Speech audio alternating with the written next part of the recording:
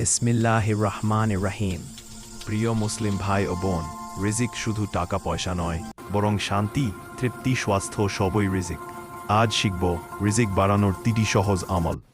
বেশি বেশি ইস্তিগফার। রসূল বলেছেন, যে ব্যক্তি বেশি বেশি ইস্তিগফার করবে, আল্লাহ তার রিজিক বাড়িয়ে দেবেন। ইস্তিগফার, আস্তাগফিরুল্লাহ। ফজর হল বরকতের দরজা। যে দিনে শুরু করবে ফজর দিয়ে, তার রিজিকে থাকে আল্লাহর বিশেষ রহমত। তাই ফজরের নামাজ আদায় করুন। 3. বাবা মায়ের খেদমত। বাবা মায়ের দোয়া রিজিকের দরজা খুলে দেয়। তাদের খুশি রাখা মানে আল্লাহকে রাজি রাখা। শেষ কথা, রিজিক আল্লাহর হাতে। আপনি চেষ্টা করুন, দোয়া করুন, ইনশাআল্লাহ বরকত আসবে।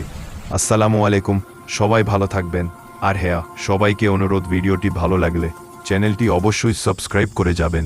আল্লাহ যেন সবাইকে আমল করার তৌফিক দেন। আমিন।